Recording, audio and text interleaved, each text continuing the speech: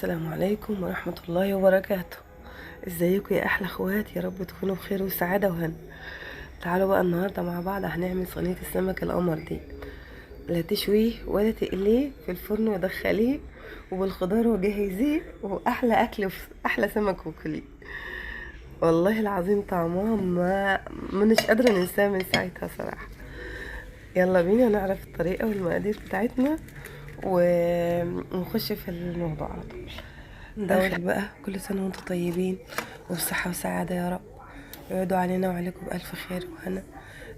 أحسن أكل بقى ممكن تعمليه للفطار صينية سمك زي دي، أو حتى في العزايم لو حد هيعزم حد. يعني متهيألي محدش هيعزم حد الفترة اللي جاية دي خالص. فاحنا هنحتاج بقى معانا مثلا 2 كيلو سمك، بطاطستين متقطعين او حتى بطاطسية واحدة لاني مش عايزة اكتر البطاطس، طماطمتين متقطعين شرايح، قرن فلفل، كتر البصل شوية حوالي 4 5 بصلات. السمك معانا طبعا نضفناه وشرحناه زي ما هو واضح في الصورة.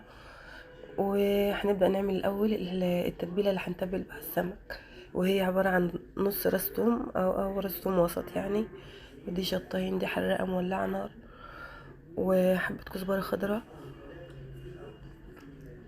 شوية قرن فلفل أخضر متقطع شرايح برضو، وعصير ليمون، مكتر عصير الليمون عشان طبعا سمك يعني كمون، يعني كمون وليمون.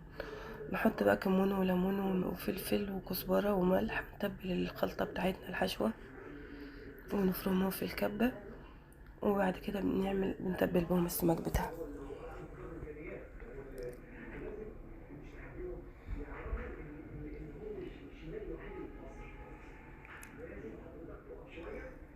بعد ما هنحضر الخلطة ديت ونتبل السمك بتاعنا،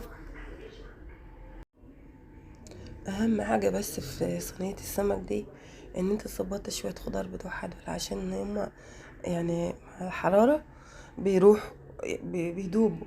فانت كتر الخضار شوية عشان بصراحة طعم الخضار نفسه مش هقولك احلى من طعم السمك. السمك طبعا عشقي ومفيش حاجة احسن منه على وش الارض، لو حد قال كده هزعل منه. بس يعني انت كتري شوية، انا زعلت ان ما كترتوش كمان اكتر من كده. اهم حاجه بقى الخلطه اللي معانا ديت، صراحه كانت حراقه قوي بس انا بحب الحراق.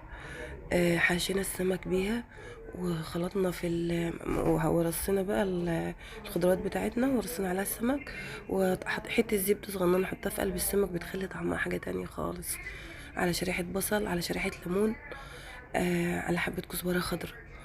ورص بقى السمك بتاعك مع التتبيلة الرهيبة دي، وبعد كده ربع كوباية زيت على حبة بابريكا على كمون على فلفل، وقلبي ودهني السمك من بره عشان يبقى ايه، في مادة دهنية اول شيء تساعد على التحمير بتاعه.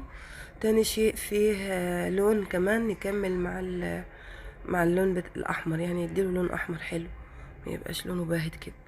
بس غلفيها بالقصدير وعلى الفرن ودخليها، بتغيب شوية في الفرن، نحطها على أرضية الفرن على الصاج على طول، وتخلي بالك منها كل شويه تطلعها وتبص لحد ما تلاقي السمك استوى تديله وش تشيلي القصدير ياخد لون في الشوايه، وتطلع بالمنظر الجميل اللي احنا شايفينه ده. والله العظيم ما انا قادره انسى طعمه لحد الان، ما انا عاملاه من اسبوع، مع شويه رز احمر كده بالبصل والطماطم، كان بيبقى احلى فطار بقى في رمضان يعني. ودي كانت الوصفه بتاعتنا النهارده، يا رب تكون عجبتكم وبألف صحة وهنا اللي ياكلوا يا رب. ومتنسناش بقى لايك وشير، اشتركوا في القناة. السلام عليكم ورحمة الله وبركاته.